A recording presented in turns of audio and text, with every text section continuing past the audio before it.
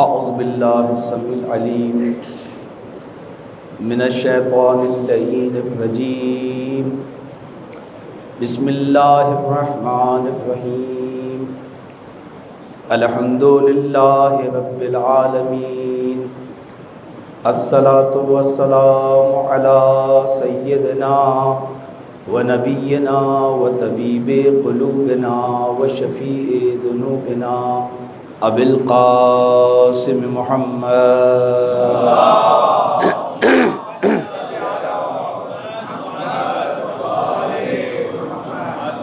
وعلى آلہ الطیبین الطاہرین المعصومین المنتجبین المنتخبین لا سیما لبقیت اللہ فی الارضین وحجتہ علی العالمین اما بعد فقال اللہ سبحانہ وتعالی فی کتاب الحکیم بسم اللہ الرحمن الرحیم وَإِن طَائِفَتَانِ مِنَ الْمُؤْمِنِينَ اقْتَتَلُوا فَأَصْلِحُوا بَيْنَهُمَا فَإِن بَغَتْ إِحْدَاهُمَا عَلَى الْأُخْرَى فَقَاتِلُوا الَّتِي تَبْغِي حَتَّى تَفِيءَ إِلَى أَمْرِ اللَّهِ فَإِن فَاءَتْ فَأَصْلِحُوا بَيْنَهُمَا بِالْعَدْلِ وَأَقْسِطُوا ان اللہ یحب المقسطین۔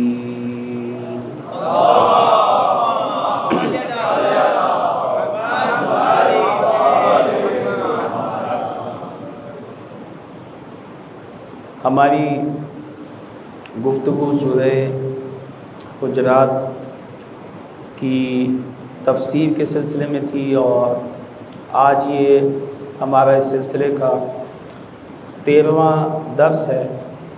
ہم نے عرض کیا تھا کہ معاشرے کے اندر پائے جانے والی بہت سی بیماریوں کی طرف اور بہت سی آلودگیوں کی طرف اس سورے میں اشارہ کیا گیا کہ جو آلودگیاں معاشرے کو ارتقاء اور پیش رفت سے روکتی ہیں، جس معاشرے کے اندر یہ بیماریاں پائی جائیں وہ معاشرہ ترقی نہیں کر سکتا۔ ان میں سے ایک بیماری جو معاشرے کے اندر پائی جاتی ہے وہ آپسی نزاع ہے اور جھگڑا ہے اور اختلاف ہے۔ اگر داخلی جنگ کا شکار ہوں تو وہ گھر ہو، وہ محلہ ہو، وہ ملک ہو، وہ خود آپ کا اپنا وجود ہو، ترقی نہیں کر سکتا۔ لہٰذا یہ ہے کہ یہ اتنی بڑی بیماری ہے کسی بھی جگہ کی، وہ ہمارا وجود ہو، ہم نے کہا اگر ہم داخلی اس کا شکار ہوں تو پھر ہم نہ پڑھ سکتے ہیں، نہ لکھ سکتے ہیں، نہ کسی چیز میں ہمارا دل لگتا ہے، ہم بہت سارے فیصلے نہیں کر پاتے۔ آپ نے دیکھا ہے بہت سارے لوگوں کو گم سم ہو جاتے ہیں، ڈپریشن کا شکار ہے۔ کیوں؟ داخلی جنگ کا شکار ہو گئے۔ حتیٰ کہ یہ اتنی شدید بیماری ہوتی ہے کہ کیا ہوتا ہے کہ انسان خودکشی تک آ جاتا ہے، اپنے آپ کو مار ڈالتا ہے، کیونکہ داخلی جنگ کا شکار ہے۔ جسم میں بھی جو ہے وہ ایسے ہی مسئلہ ہوتا ہے۔ کینسر کیا ہے؟ کینسر داخلی جنگ ہے۔ آپ کا جسم ہی جو ہے وہ آپ کے جسم کو کھانے لگتا ہے، آپ کا جسم ہی آپ کا دشمن ہو جاتا ہے۔ مردے کا جسم کیسے ختم ہوتا ہے؟ الگ سے کوئی چیز نہیں ہوتی، بلکہ آپ کے جسم میں ہی سے جو ہے اس قسم کے وائرس پیدا ہوتے ہیں جو آپ کے جسم کو کھا جاتے ہیں۔ داخلی جنگ، جب داخلی جنگ چھڑ جاتی ہے تو پھر آپ ترقی نہیں کر سکتے۔ علاقوں میں بھی ایسا ہی ہے، معاشروں میں بھی ایسا ہی ہے۔ لہٰذا یہ ہے کہ اسلام نے جو ہے وہ فوری طور پہ اس بیماری کی طرف توجہ دی ہے کہ اسے فوری طور پہ حل کریں، فوری طور پہ ختم کریں۔ یہ نہیں ہونا چاہیے آپ ڈپریشن سے باہر آئیں فوری طور پہ، آپ داخلی جنگ سے فوری طور پہ باہر آئیں، اصلاح کریں، اپنی اصلاح کریں۔ تہذیب نفس کیا چیز ہوتی ہے؟ تہذیب نفس یہی ہے کہ روح کے اندر بیماریاں ہو جاتی ہیں، اور یہ بیماریاں جو ہوتی ہیں وہ لڑتی ہیں۔ جسمانی بیماریاں بھی ایسی ہوتی ہیں، یہ آپ کے جسم کو تباہ کر دیتی ہیں، یہ داخلی جنگ ہے در حقیقت۔ تو اس کو فوری طور پہ حل کرنے کے لیے کہا ہے کہ نہ آپ کو روحی جنگ کا شکار ہونا چاہیے اور نہ جسمی جنگ کا شکار ہونا چاہیے۔ اگر روح آپ کی آلودہ ہو جائے گی، یعنی یہ کہ داخلی جنگ، اس سے روح ترقی نہیں کر سکتی آپ کی، جسم اس کا شکار ہو جائے گا، جسم ترقی نہیں کر سکے گا۔ معاشرہ بھی ایک ایسے ہی ہے، معاشرے کو اس لیے تشبیہ دی ہے بدن سے کہ جو معاشرہ ہے وہ بدن کی طرح ہے بالکل۔ جب بدن جو ہے چھوٹا سا ہے، اگر یہ داخلی جنگ کا شکار ہو جائے تو ترقی نہیں کر سکتا، آپ پریشان ہو جاتے ہیں، کروں نہ کروں، کروں نہ کروں۔ یہ کیا ہے کہ کروں نہ کروں؟ یہ داخلی جنگ ہی تو ہے۔ آپ کو بالآخر ڈیسیجن لینا ہے اور اس کا حل پیش کرنا ہے۔ اسلام نے معاشرے میں بھی یہ بیماری پیدا ہو جاتی ہے، اعضاء آپس میں ایک دوسرے سے لڑتے ہیں۔ جیسے آپ نے دیکھا ہے کہ خارش کا جو مرض ہے، خارش جب پیدا ہوتی ہے تو میرا یہ ہاتھ اس ہاتھ کو زخمی کر دیتا ہے، داخلی جنگ ہے، اور میں جب تک خون نہ نکال لوں تو مجھے سکون نہیں ملتا، یہ داخلی جنگ ہے آپ کے اندر۔ یعنی یہ ہاتھ جب تک اس ہاتھ کا خون نہ نکال لے اسے سکون نہیں ملتا، اور یہ ہاتھ جب تک اس کا خارش، اسی کو کہتے ہیں آپ کا ہاتھ آپ کے جسم کو، کوئی کبھی ٹانگ کو، کبھی بدن کو، کبھی دوسرے حصے کو کیا کرتا ہے؟ کھجاتا رہتا ہے، یہاں تک کہ خون نکلنے لگتا ہے۔ آپ نے دیکھا ہے، اور پھر آپ کو سکون ملتا ہے، وہی سکون نہیں ملتا، آپ مسلسل کھجاتے ہی رہتے ہیں۔ آپ کسی فوجی کو دیکھیں، اگر وہ خارش کے مرض میں مبتلا ہو جائے، وہ دشمن سے کیا لڑے گا؟ وہ کس طرح سے اسلحہ چلائے گا؟ وہ اسلحہ اٹھائے گا کیسے؟ اس لیے کہ اسے تو پیچھے جو ہے وہ خارش ہو رہی ہے، پشت پہ اگر خارش شروع ہو جائے، ہاتھ پہ اگر خارش شروع ہو جائے، وہ اسلحہ کیسے چلائے گا؟ اس کی توجہ کیسے رہے گی دشمن کی طرف؟ تو جو داخلی جنگ میں مبتلا ہوتے ہیں وہ بیرونی جنگ نہیں لڑ سکتے۔ اسلام نے بالکل یہی کہا ہے، اس داخلی جنگ کا تمہیں شکار نہیں ہونا، آپسی جنگ کا شکار نہیں ہونا، کہ جب تم اپنے ایک دوسرے بھائی کا خون کرو تب تمہیں سکون ملے اور تم یہ سمجھو کہ اب حق ادا ہو گیا۔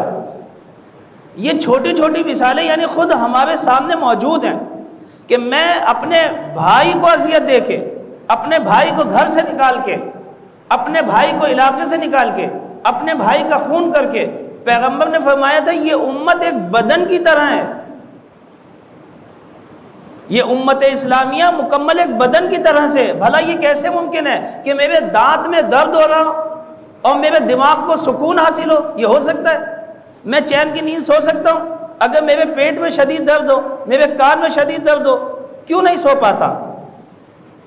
اس لیے کہ ان کا آپس میں ارتباط جو ہے، رابطہ ہے۔ اگر ہم آپس میں ایک دوسرے سے لڑ رہے ہیں، ہم آپس میں ایک دوسرے کا خون بہانا چاہتے ہیں، آپس میں ایک دوسرے کو بے چین دیکھنا چاہتے ہیں، اس کا مطلب یہ ہے کہ وہ ہمارا بدنی رابطہ منقطع ہے۔ پھر ہم پیغمبر کی اس حدیث کے مطابق مسلمان نہیں رہے، کیونکہ پیغمبر یہ فرماتے ہیں کہ اگر کسی ایک مسلمان کی زبان سے یا ہاتھ سے کسی دوسرے مسلمان کو نقصان پہنچے یا اذیت پہنچے تو میں اس مسلمان کو جو اذیت پہنچا رہا ہے میں اسے مسلمان تسلیم نہیں کرتا۔ اور یہ بات بھی ہماری نہیں ہے، یہ اس صاحب شریعت کی ہے جو شریعت لے کر نازل ہوا ہے۔ یعنی میرا پڑوسی جو ہے تنگ ہے میرے گھر میں سے اٹھنے والی آوازوں سے، میرا جو ہے ہمسایہ ہے وہ پریشان ہے، میرا مالک مکان جو ہے وہ پریشان ہے مجھ سے، میرا کرایہ دار جو ہے وہ مجھ سے پریشان ہے، یا دوسرے مسلمان جو ہیں وہ پریشان ہیں، ہماری مختلف جو معاشرے میں ہونے والی حرکات و سکنات ہیں، جب ہم صفوں کی رعایت نہیں کریں گے، یعنی جو آدمی مجھ سے پہلے آیا ہوا ہے میں اس سے پہلے جا کے کھڑا ہو جاؤں اور میں اس سے پہلے اسے اذیت نہیں ہوگی۔ اذیت کا مطلب تو یہ نہیں ہے کہ آپ ہاتھ پکڑ کے اسے ہٹائیں گے، آپ جب حقوق کی رعایت نہیں کریں گے کسی کے تو اسے اذیت ہوگی، وہ چاہے آپ سے کہے یا نہ کہے، اذیت تو ہے یا نہیں ہے؟ کہ آپ کیسے پہلے آ کے لے رہے ہیں جبکہ میں یہاں 1 گھنٹے سے کھڑا ہوا ہوں۔ جب ہم ایک دوسرے کے حقوق کی رعایت نہیں کریں گے تو پھر اذیت ہوتی ہے، اور پیغمبر نے فرمایا ہے کہ جو اذیت کا باعث ہو، اذیت دے میرے بھائی مسلمانوں کو، تو میں اسے مسلمان تسلیم نہیں کرتا، چاہے جائے کہ لڑائی ہو رہی ہو، جھگڑا ہو رہا ہو، داخلی مسائل کا شکار ہو۔ جتنے بھی شیطانی طاقتیں ہیں انہوں نے ہمیشہ اسی بات کو کیا ہے، انہوں نے کہا اگر ہم اختلاف ڈالنے میں کامیاب ہو جاتے ہیں، آپ قرآن کی آیت پڑھیں، اس میں ہمیشہ شیطان کا ایک حربہ یہ ہے کہ وہ کیا کرتا ہے، وہ آپ کے اندر اختلاف کو ہوا دیتا ہے، نزاع پیدا کرتا ہے، آپ میں لڑائیاں ڈالتا ہے، آپ میں پھوٹ ڈالتا ہے۔ اس سے فرق نہیں پڑتا آپ میاں بیوی ہوں، اس سے کوئی فرق نہیں پڑتا، میاں کو بیوی کے خلاف، بیوی کو میاں کے خلاف، مختلف قسم کے ذہنوں میں خیالات، ذہنی ہم آہنگی کا نہ ہونا۔ توجہ کی آپ نے، باپ کا بیٹے سے اختلاف، بیٹے کا باپ سے اختلاف، بھائیوں کا آپس میں اختلاف، بہنوں کا بھائیوں سے اختلاف، بہنوں کا بھائیوں سے اختلاف، رشتہ داروں سے اختلاف، ہمسایوں سے اختلاف۔ اس کی کوشش یہ ہے کہ اختلاف ڈالے، اور جب اختلاف، قرآن یہ کہتا ہے کہ جب بھی اختلاف آتا ہے تو تمہاری عزت و آبرو خاک میں مل جاتی ہے۔ جن لوگوں کی عزت نہ ہو معاشرے میں، ان کی کیا ویلیو ہے، اس کے پیسے کا آپ کیا کریں گے؟ آپ نے سب کچھ کس لیے کمایا تھا؟ یعنی سب سے بڑی چیز انسان کی عزت ہوتی ہے، جب عزت ہی نہیں ہے تو اس پیسے کا کیا کریں گے؟ پیسے کی کوئی ویلیو نہیں ہوتی۔ توجہ کی آپ نے، یعنی انسان اپنی عزت بچانے کے لیے جان دے دیتا ہے، مال دے دیتا ہے، سب کچھ دے دیتا ہے، صرف عزت کو محفوظ رکھتا ہے۔ اور جب عزت ہی نہ ہو آدمی کی، اور قرآن یہ کہتا ہے کہ اختلاف مت کرو، اختلاف کرنے سے، لڑائی کرنے سے، جھگڑا کرنے سے تمہارے راز فاش ہو جاتے ہیں، اور عزت و آبرو جو تمہاری ابوہت، تمہارا ڈر اور خوف دشمن کے دلوں میں قائم ہے، وہ سب ختم ہو جاتا ہے، تمہاری عزت ختم ہو جاتی ہے۔ وَلَا تَفَرَّقُوا، اختلاف نہ کرو آپس کے اندر، وَاعْتَصِمُوا بِحَبْلِ اللَّهِ، اللہ کی رسیوں کو مضبوطی سے پکڑے رکھو۔ اللہ کی رسی کو اعتصام پکڑنے کو نہیں کہتے، مضبوطی سے پکڑنے کو کہتے ہیں کہ دشمن جتنی بھی کوشش کرے تمہارے ہاتھ میں جھول نہیں آنا چاہیے، تمہارا ہاتھ اس رسی سے چھٹنا نہیں چاہیے۔ اعتصام یعنی ہے وَاعْتَصِمُوا بِحَبْلِ اللَّهِ جَمِيعًا، سب کے سب، دیکھا یہ کہا جمیعاً، ایک کی بات نہیں ہو رہی، ایک پکڑ لے دوسرے نے تو نہیں پکڑی تو لڑائی تو پھر بھی ہوگی، نہیں، جمیعاً سب کے سب جو ہے تمہیں اللہ کی رسی کو مضبوطی سے پکڑنا ہے۔ وَلَا تَفَرَّقُوا، اور اختلاف نہ کرو۔ آپ جتنی دیکھیں جنگیں ہم نے شکست، اول تو کھائی نہیں شکست، لیکن جتنی جگہ پہ بھی جنگ میں شکست ہوئی یا مسائل کھڑے ہوئے، اسی وجہ سے ہوئے کہ ہم میں آپس میں اختلاف تھا۔ ہندوستان کی حکومت کیوں چلی گئی؟ ٹیپو سلطان کی شہادت کیوں ہوئی؟ کیونکہ منافقین جو پیدا ہو گئے ہمارے ہاں، میر تقی اور میر جعفر جب پیدا ہو جائیں گے، ہر معاشرے کے اندر پیغمبر پہ کیوں قاتلانہ حملے ہوتے تھے؟ کیوں حضرت علی علیہ السلام جو تھے وہ غربت کی زندگی گزار کے چلے گئے؟ کیوں یہ سارے مسائل پیدا ہوئے؟ اس کی وجہ یہ ہے کہ آپسی اختلاف، مسلمان آپسی اختلاف کا شکار ہو گئے۔ حضرت علی علیہ السلام کو اذیتیں پہنچانے والے، حضرت زہرا کا گھر جلانے والے کوئی کافر لوگ تھے؟ ہم یہ مسلمان ہی آئے تھے۔ امام حسین کو شہید کرنے والے کون لوگ تھے؟ الگ سے تو لوگ نہیں آئے تھے۔ پیغمبر کا گھر جلانے والے الگ سے نہیں آئے تھے۔ یہ ہے وہ، پھر انسان کی عزت و آبرو خاک میں مل جاتی ہے۔ یہ اتنی شدید بیماری ہے اختلاف کہ جس کے لیے فوری حل کرنے کو کہا ہے۔ اس لیے فرمایا کہ اگر تم میں سے 2 گروہ اختلاف برپا کریں، 2 گروہ اختلاف کر لیں تو خاموش نہیں بیٹھنا، کیونکہ یہ بیماری کا آغاز ہے۔ اگر یہ 2 گروہ، پھر وہ 2 دوسرے، پھر وہ 2 دوسرے، پھر وہ 2 دوسرے۔ آج پاکستان میں کیا ہے؟ پاکستان میں سب کو حقوق مل گئے، یہ تو پاکستان ہے۔ پاکستان یعنی کیا؟ یعنی پاک لوگوں کے رہنے کی جگہ،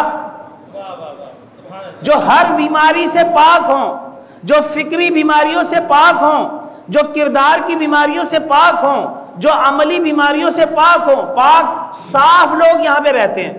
تو جب پاک صاف لوگ یہاں پہ رہتے ہیں تو پھر اختلاف ہو سکتا تھا، پھر لڑائی ہو سکتے تھے، پھر حقوقوں کی جنگ ہو سکتی ہے، پھر پارٹی بازی ہو سکتی ہے. نہیں، یہ سب وہیں پہ ہوتے ہیں کہ جہاں آپ میں یہ ساری بیماریاں پائی جاتی ہیں. جب ہم ان چیزوں کی طرف توجہ نہیں دیتے اور صرف اپنی زندگی پہ لگے رہتے ہیں، مجھے اس سے کوئی غرض نہیں ہے کہ بیٹا کب اٹھتا ہو، کب سوتا ہے، کب کیا کرتا ہے، اس سے میرا کتنا اختلاف ہے، میں اس پہ حل پہ سوچتا بھی نہیں ہوں. اگر اختلاف ہو گیا تو ہوا کرے، اگر بھائی ناراض ہو گیا ہے تو ہوا کرے، اگر بہنیں نہیں آتی گھر تو خود وہ اپنے گھر خوش ہے، میں اپنے گھر خوش ہے. یہ کون سا فلسفہ ہے جو اسلام نے ہمیں دیا ہے؟ یہ کون سی زندگی ہے جو اسلام نے ہمیں دی ہے؟ یعنی اسلام ہم سے یہ چاہتا ہے کہ خبردار یہ کام نہ کرنا، یہ بیماری ہے معاشرے کی. جہاں پہ بھی اختلاف دیکھو فوری طور پہ فاصلے ہو، فوری طور پہ یہ کام کرنا ہے، دیر نہیں کرنی ہے. اگر ابھی ناراض ہو کے گیا ہے تو ابھی منانا ہے، کل پہ نہیں چھوڑنا ہے، پرسوں پہ نہیں چھوڑنا ہے. اس لیے کہ جیسے ہی یہ گھر سے نکلے گا شیطان اسے اغوا کر لے گا، اور جا کر شیطان نے اغوا کر لیا تو پھر یہ کسی کے ہاتھ میں آنے والا نہیں. شیطان پھر اسے تمہارے ہی خلاف کیا کرے گا؟ استعمال کرے گا. اسی لیے رہبر انقلاب، اسی لیے آیت اللہ خمینی اس بات کے اوپر شدید تاکید کرتے تھے کہ اتحاد پیدا کریں مسلمانوں میں، اختلافی باتیں نہ کریں، اتحاد کریں، اختلاف نہ کریں. یہ دشمنی سازشیں ہیں، یہ امریکہ کی سازشیں ہیں، یہ اسرائیل کی سازشیں ہیں، یہ شیطانی طاقتیں، یہ طاغوتی طاقتیں مسلمانوں میں پھوٹ ڈال کر خود حکومت کرنا چاہتی ہیں. آپ نے توجہ کی؟ دیکھیں، اختلاف ہونا ایک الگ مسئلہ ہے. بھائی بھائی کی نظر میں اختلاف ہو سکتا ہے، دو چیزوں کو پسند کر سکتے ہیں. میاں بیوی میں اختلاف ہو سکتا ہے، شاید شوہر یہ کہے کہ مجھے یہ پسند ہے، بیوی کو کہے یہ پسند ہے، کوئی بات نہیں، یہ ہو سکتا ہے اختلاف، لیکن یہ نزاع کی طرف نہیں جانا چاہیے. اختلاف رائے کا مسئلہ نہیں ہے. اختلاف رائے تو ہونا چاہیے کیونکہ اس سے ترقی ہوتی ہے. آپ کو کوئی چیز پسند ہو، آپ کی ایک رائے مختلف ہو سکتی ہے، ہم اس کے بارے میں سوچ سکتے ہیں، اس میں مسئلہ نہیں ہے. اختلاف جو ہے، یہ والا اختلاف جو ہے، یعنی راؤں کا مختلف ہونا، اس کا کوئی مسئلہ نہیں ہے. یہ عربی والا اختلاف ہے، یہاں جانی مختلف ہونا. لیکن جو اردو کا اختلاف ہے، یعنی نزاع، یعنی لڑائی، یعنی جھگڑا، اس پہ پابندی لگائیے. خبردار یہ کام نہیں کرنا. وہ جو یہ ہے حدیث کہ اختلاف و امتی رحمہ، میری پیغمبر کی حدیث نقل کی گئی پیغمبر سے کہ میری امت کا اختلاف عربی ہے، اردو نہیں ہے. اردو میں اختلاف کے معنی نزاع کے ہوتے ہیں، یعنی جھگڑا، لڑائی، ایک دوسرے سے دوری، ایک دوسرے سے تنفر. لیکن یہ وہ نہیں ہے، بلکہ یہ اختلاف کیا ہے؟ اختلاف یہ کیا ہے؟ یعنی مختلف ہونا. اختلاف و امتی رحمہ، میری امت کا اختلاف یعنی ان کا آپس میں مختلف رائے رکھنا، یہ کیا ہے؟ رحمت ہے. کیوں؟ اس لیے کہ مختلف رائے ہونے کے سبب کیا ہوتا ہے؟ ترقی ہوتی ہے معاشرے کے اندر. آپ نے ایک نظر دی ہے، میں دوسری نظر دیتا ہوں، پھر ہم اس پہ بیٹھ کے سوچتے ہیں، پھر جو رائے پسند ہوتی ہے، اچھی ہوتی ہے، ہم اسے لے لیتے ہیں. آپ مثال کے طور پہ وہاں تشریف فرما ہے، میں یہاں تشریف فرما ہوں، تو یہ ہمارے مقام کا اختلاف ہے یا نہیں ہے؟ اب یہ ہونا چاہیے. اس لیے کہ جو خطیب ہے وہ وہاں پہ ہونا چاہیے، جو سامعین ہے وہ یہاں پہ ہونا چاہیے. یہ اختلاف رحمت ہے یا نہیں ہے؟ وہ رحمت ہے، تاکہ سب کو اچھی طرح سے جو ہے وہ آواز پہنچ سکے، تاکہ سب کو اچھی طرح سے چہرہ دکھائی دے سکے. کیونکہ چہرہ جب دکھائی دیتا ہے خطیب کا تو پھر آپ کو بات کا سمجھنا آسان ہو جاتا ہے. تو یہ رحمت ہے یا زحمت ہے؟ اگر میں وہاں بیٹھ جاؤں کہ جہاں پہ آپ کو دکھائی نہ دوں اور صرف آپ کو آواز سنائی دے رہی ہو تو یہ زحمت ہوگی. توجہ کی؟ تو اس اختلاف کو کہا گیا ہے کہ اختلاف، آپ ایسے جا رہے ہیں، میں ایسے جا رہا ہوں، اس لیے کہ آپ کو کراچی جانا ہے اور مجھے لاہور جانا ہے تو میں بھی اسی سمت جاؤں گا جہاں پہ آپ جائیں گے. نہیں، یہ اختلاف ہے. آپ نے دیکھا کچھ گاڑی ایسے جاتی ہیں، کچھ ایسے، اس لیے کہ مجھے کراچی آنا ہے حیدرآباد سے تو میں ایسے جاؤں گا. آپ کو لاہور جانا ہے تو آپ کیسے جائیں گے؟ آپ ایسے جائیں گے۔ تو یہ ہمارا اختلاف رحمت ہے یا زحمت ہے؟ زحمت جب ہوگی جب دونوں ایک ہی طرف چل رہے ہوں۔ آپ کو لاہور جانا ہے، مجھے کراچی ہے، دونوں ایک ہی سمت پہ جا رہے ہوں تو یہ زحمت ہو جائے گی، وہ کبھی بھی لاہور پہنچ ہی نہیں سکتا۔ توجہ کیا آپ نے؟ تو یہ زحمت ہو جائے گی، رحمت نہیں ہوگی۔ پیغمبر یہی کہہ رہے ہیں اختلاف امتی رحمت، یعنی یہ اس سے ترقی ہوتی ہے معاشرے کے اندر، آگے بڑھتا ہے معاشرہ۔ آپ یہ رائے دیتے ہیں یہ چیز خوبصورت ہے، وہ خوبصورت ہے، یہ اچھی لگنی چاہیے، آپ اپنے تجربوں سے وہ کرتے ہیں تو اس سے خوبصورتی پیدا ہوتی ہے معاشرے میں۔ اختلاف الگ چیز ہے، توجہ رکھیں، اردو کی اصطلاحیں عربی کی اصطلاحوں سے مختلف ہوتی ہیں، لہٰذا یہ ہے کہ اختلاف نہیں کرنا آپ کو، یعنی کون سا والا اختلاف؟ عربی والا نہیں، اردو والا، کہ جہاں پہ لڑائی کے معنی ہیں، جہاں پہ جھگڑے کے معنی ہیں۔ لڑائی اور جھگڑا انسان کی آبرو اور عزت خاک میں ملا دیتا ہے۔ جس باپ کی عزت نہ ہو بیٹے کے نزدیک، مجھے یہ بتائیے کہ اطاعت کیسے کرے گا؟ کر سکتا ہے وہ بچہ؟ کیونکہ عزت نہیں ہے، عزت سے ہوتے ہیں سارے۔ بہت سارے لوگ ایسے ہوتے ہیں آپ کا ان سے اختلاف ہوتا ہے لیکن آپ ان کی عزت بہت کرتے ہیں، تو آپ نہ چاہتے ہوئے بھی کھڑے ہو جاتے ہیں، آپ نہ چاہتے ہوئے بھی احترام کرتے ہیں، آپ نہ چاہتے ہوئے بھی بہت سارے کام کرتے ہیں، کیونکہ آپ کے نزدیک ان کی عزت بہت زیادہ ہے۔ آپ کے والد ہیں، آپ کی رائے ان سے مختلف ہو سکتی ہے، کوئی بات نہیں ہے، لیکن اگر یہ عزت آپ کے نزدیک باقی رہے کہ میرے والد ہیں، میرے پدر ہیں، وہ میرے ساتھ احسان کرتے ہیں، اس رائے میں ان سے مختلف ہوں، تو آپ اس رائے میں اختلاف رکھنے کے باوجود ساری وہ واجبات پہ عمل کرتے ہیں جو آپ کے والد چاہتے ہیں۔ بس لڑائی نہیں ہونی چاہیے، بس اس اختلاف رائے کو کہاں نہیں جانا چاہیے۔ ہمارے ساتھ سب سے بڑی مشکل یہی ہوتی ہے کہ ہم اپنے اختلافات کو، ہم اپنی تنظیموں کی رائے مختلف ہونے کو لڑائی اور جھگڑوں تک لے آتے ہیں۔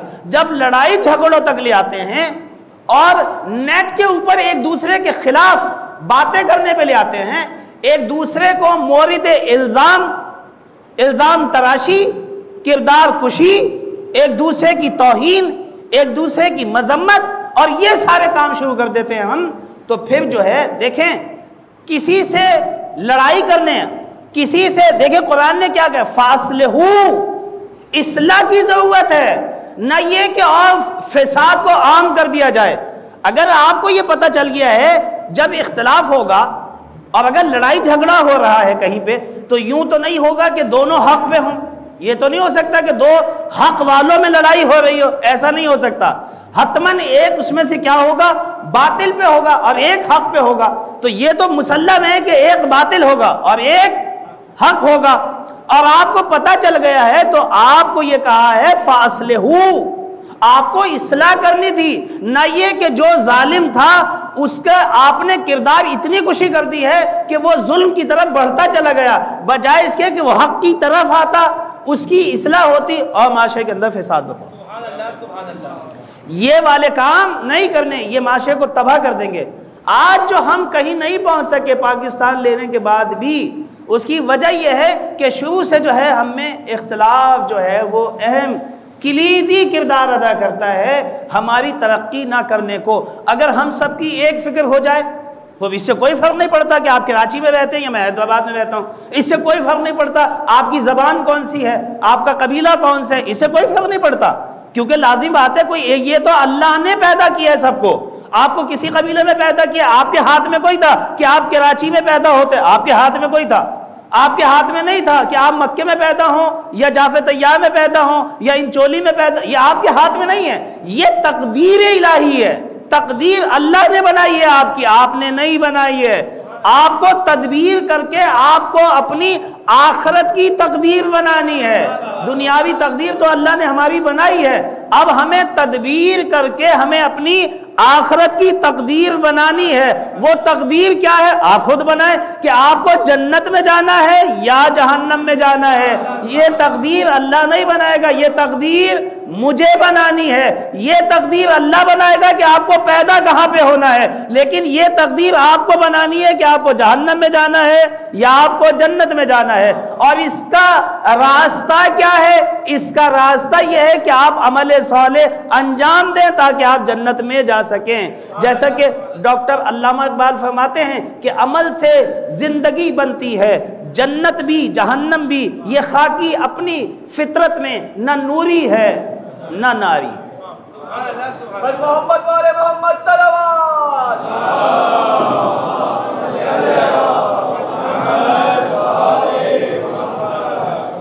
قرآن نے اس آپسی جھگڑے کو ختم کرنے کے لیے، اچھا یہ آپسی جھگڑے جو ہوتے ہیں، توجہ کریں،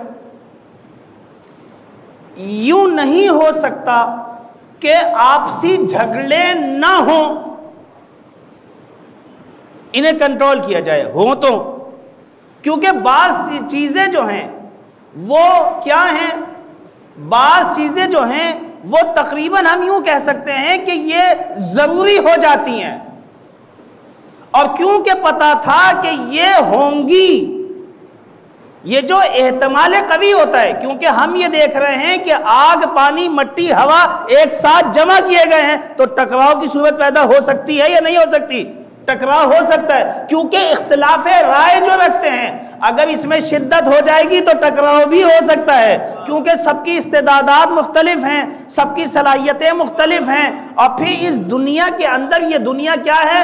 مسابقہ ہے، سبقت لینا ہے ایک دوسرے کے ساتھ، تو جہاں پہ دوڑ ہوتی ہے، جہاں پہ سبقت ہوتی ہے، تو وہاں پہ کندھا بھی لگنے کے چانس ہیں، وہاں پہ گرنے کے چانس موجود ہیں۔ آپ آرام سے جا رہے ہو تو اس میں تو کوئی وہ نہیں ہے کہ آپ گریں گے، آرام سے چلنے میں تو گرنا نہیں ہوتا، اسی لیے آپ سے کہتے ہیں کہ اپنی اسپیڈ کو کیا رکھیں ذرا، کیوں؟ جانے کا مسئلہ نہیں ہے، جب اسپیڈ زیادہ ہو جاتی ہے اور آپ کے کنٹرول سے باہر ہوتی ہے تو ایکسیڈنٹ ہونے کے چانس ہوتے ہیں۔ تو قانون جو ہے ان لوگوں کے لیے نہیں بنتے جو اپنے کنٹرول اور کس میں ہو، اپنی حدود میں ہو۔ قوانین شروع ہی وہاں سے ہوتے ہیں جہاں سے تجاوز شروع ہو جاتا ہے، سمجھے کیا آپ نے؟ یعنی آپ کا تجاوز جیسے ہی شروع ہوگا، قانون آپ کو کنٹرول میں رکھتا ہے۔ توجہ کیا آپ نے؟ اللہ تعالیٰ نے بھی آپ کے تجاوزات کو کنٹرول رکھنے کے لیے آپ کو فطرت کے اندر با ایمان بنایا ہے، سچا بنایا ہے، سچائیوں سے محبت کرنے والا بنایا ہے، اقدار سے محبت کرنے والا بنایا ہے۔ یعنی ہر پیدا ہونے والا بچہ مولود اسلام ہے، وہ فطرت اسلام لے کے پیدا ہوتا ہے، وہ فطرت سالمہ پیدا ہوتا ہے، کیونکہ یہ پتا تھا کہ اس میں ٹکراؤ ہو سکتا ہے، ان میں آپس میں ٹکراؤ ہو سکتا ہے، لہذا پیدائش ہی میں وہ سسٹم عطا کیا ہے جو کہ ان اختلافات کو کنٹرول کر سکے، اور اسی سسٹم کا نام سسٹم اسلام۔ تو لہذا ان چیزوں کی طرف ہمیں توجہ کی ضرورت ہے۔ مجھے سب سے پہلے کیا کرنا ہے؟ بات ختم۔ قرآن نے توجہ دلائی ہماری، خبردار یہ کام نہ کرنا، فوری طور پہ توجہ کریں۔ آپ کے جسم میں اور روح میں ٹکراؤ ہو رہا ہے،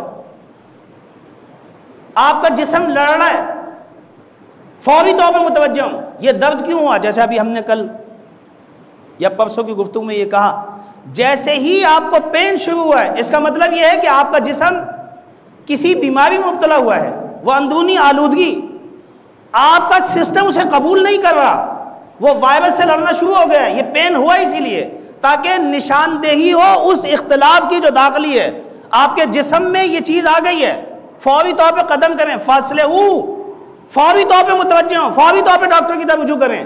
یہ کیا ہو گیا بدن کو؟ اس اختلاف کو ختم کریں، ورنہ چین سے نہیں بیٹھیں گے۔ اور آپ دیکھتے رہتے ہیں بہت سارے لوگ جو ہے ہوتا رہے پین، آپ کو ہوتا رہے درد، ڈاکٹر کو بھی دکھا لیں گے، ڈاکٹر کو بھی یہ کر لیں گے، وہ تو کر لیں گے، کوئی بات نہیں ہے، لیکن آپ کو پتہ ہے کہ جسم کی کتنی انرجی جو ہے وہ آپ کے اس بخار کو کنٹرول کرنے میں ضائع ہوئی ہے آپ کی؟ یہ تو مجھے پتہ نہیں ہے شام تک کتنی انرجی جسم کی ضائع ہوگی، کیونکہ آپ کا جسم مسلسل لڑ رہا ہے اس بیماری سے۔ آپ کے پیٹ میں جو درد ہو رہا ہے اسے کتنی طاقت کا استعمال کرنا پڑا، یعنی کتنی انرجی میں نے ایسے ہی ضائع کر دی، کتنی ساری چیزیں میں نے ایسے ہی ضائع کر دی۔ آیا مجھے یہ حق تھا؟ میرے بدن کا میرے اوپر ایک حق ہے، جو اپنے بدن کا حق ادا نہ کر سکے وہ مسلمانوں کے حق کے بارے میں کیا سوچے گا؟ اس لیے اللہ تعالیٰ نے پہلے یہاں سے شروع کیا ہے، اپنے حق جسم کے حق کو پہچانو۔ آپ کو مسائل کھڑے ہوئے، اختلاف کو ختم کریں، فاصلے ہو اصلاح کریں، اس کی اختلاف نہیں ہونا چاہیے، ڈپریشن کا شکار نہیں ہونا چاہیے۔ آپ یہ نہ کہیں میں کل چلا جاؤں گا ڈاکٹر کے پاس، نہیں، روح میں اور جسم میں مشکل کھڑی ہو گئی ہے، روح قبول نہیں کر رہی اس چیز کو، فوری طور پہ دکھائیں کہ یہ کس چیز کی بدن میں جو ہے وہ زیادتی ہوئی ہے، میری روح میں ٹکراؤ شروع ہو گیا ہے، میری روح بہت ساری فکروں کو قبول نہیں کر رہی، ٹکراؤ ہے۔ آپ نے دیکھا ہے میں ٹینشن میں آ جاتا ہوں بہت زیادہ، کیوں؟ اس لیے کہ قبول نہیں کر رہے وہ نظریے، روح میں ٹکراؤ ہو جاتا ہے۔ آپ اصلاح کریں، فاصلے ہو، بس پہلے مجھے اپنے بدن کی اصلاح کرنی ہے، اپنی روح کی اصلاح کرنی ہے، اس کے بعد اگر مجھے میرا اختلاف میری اہلیہ سے، اسے یہیں پہ ختم کریں، اس انتظام میں نا، اسی بزم کے اندر جب اٹھیں تو اختلاف کو ختم کر کے اٹھیں، اختلاف ہو جائے کوئی مسئلہ نہیں ہے۔ دیکھیں غصہ بس بات کو ختم کریں، غصہ آنا کوئی بات نہیں ہے، غضب اللہ کو بھی آتا ہے، لیکن اپنے غضب پہ کیا ہونا چاہیے؟ کنٹرول ہونا چاہیے۔ جس آدمی کے پاس غضب کی قوت ہی نہ ہو وہ ڈرپوک انسان ہے، وہ اپنا دفاع کر ہی نہیں سکتا۔ توجہ کی، وہ انسان اپنا دفاع کر ہی نہیں سکتا جس کے پاس قوت غضب نہ ہو۔ یہ تو بے غیرت لوگ ہوتے ہیں جن کے پاس غصے کی قوت نہ ہو، جن کے پاس غضب کی طاقت نہ ہو۔ غضب کا کنٹرول میں ہونا شجاعت ہے، اور غضب اگر نیچے چلا جائے تو یہ بزدلی اور بے غیرتی کے علاوہ کچھ نہیں ہے۔ ہمیں کنٹرول ہونا چاہیے تمام چیزوں کے اوپر، ہمیں یہ سیکھنے کی ضرورت ہے۔ توجہ کیا آپ نے؟ یہ نہیں کہ غصہ آتا ہی نہیں، ہاں غصہ تو آنا چاہیے۔ قرآن نے خود کہا ہے اشداء علی الکفار، یہ پیغمبر کی صفت ہے کہ محمد رسول اللہ، محمد جو ہیں اللہ کے رسول ہیں، والذین معہ، اور جو محمد کے صحابی ہیں ان کی صفت یہ ہے اشداء علی الکفار، وہ کیا ہوں؟ کفاروں پر شدید ہوں، کفار کے اوپر غضبناک ہوں، نہ کہ ہاتھ ملائے ہوئے ان سے۔ انہیں صحابی نہیں کہتے، صحابی وہ ہوتا ہے جو دشمنوں پر سخت ہو اور اپنوں کے ساتھ پیار اور محبت کے ساتھ پیش آ رہا ہو۔ تو جو کیا آپ نے، یعنی محبت کس کے لیے ہو؟ اپنوں کے لیے ہو۔ تو غضب کا کوئی ایسا مسئلہ نہیں ہے۔ خدا نے بھی کہا ہے کہ اللہ غضبناک ہو جاتا ہے۔ غیر المغضوب کیا ہے؟ آپ کو روزانہ نہیں پڑھاتے اور کہتے ہیں کہ اہدنا الصراط المستقیم صراط الذین انعمت علیہم غیر المغضوب، ان لوگوں کے رستوں پہ نہ چلا جس پہ تو نے اپنا غضب کیا ہے۔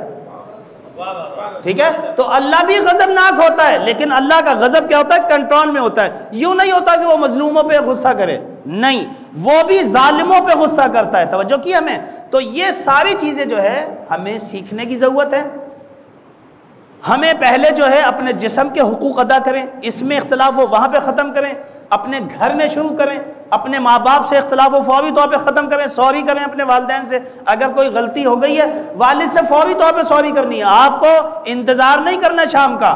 توجہ کریں، آپ کا بیٹا آپ سے ناراض ہے، آپ اپنے بیٹے سے سوری کر لیں، آپ اپنے بیٹے کو فوری طور پہ منائیں، کیونکہ یہ جو اختلاف ہے جیسے ہی توجہ کریں، یہ بچہ ہو، یہ بیوی ہو، یہ شوہر ہو، یہ والد ہو، کوئی بھی اگر غضب کی صورت میں اگر اس حالت میں باہر آئے کہ یہ آپ سے اختلاف رکھتا ہو، تو آپ کو پتہ ہے آپ کا جو ذہن ہے نیگیٹو کام کرنا شروع کر دیتا ہے۔ جہاں پہ بھی نیگیٹو چیز پیدا ہونا شروع ہو جائے کسی کے بارے میں بھی، یہ انسان شیطان کے قبضے میں آسانی سے آ سکتا ہے۔ اسی لیے قرآن نے آپ کے لیے کہا ہے کہ آپ ہرگز نیگیٹو سوء ظن نہ رکھیں۔ ابھی انشاءاللہ ہم بتائیں گے کیوں، اس لیے کہ یہ تمام برائیوں کی جڑ ہے، اور اس آدمی کو شیطان اغوا کر لیتا ہے۔ تو جس کو شیطان اغوا کر لے تو پھر اس کی اصلاح کا ہونا ناممکن ہو جاتی ہے۔ لہٰذا یہ ہے کہ ہمیں ان تمام مسائل کی طرف توجہ دینی چاہیے، آپسی اختلاف کو ختم کرنا چاہیے، اپنے محلے کے اختلاف کو، اپنے گھر کے اختلاف کو، اپنے رشتہ داروں کے اختلاف سے۔ اور ماہ مبارک رمضان سے بہتر مہینہ کوئی نہیں ہے، جن کا ابھی اسی وقت جو ہے اپنی بہنوں سے اختلاف ہے۔ ہم نے پہلے بھی عرض کیا تھا کہ جس گھر میں بہنیں نہیں آتی وہاں پہ رحمت خدا نہیں آتی ہے۔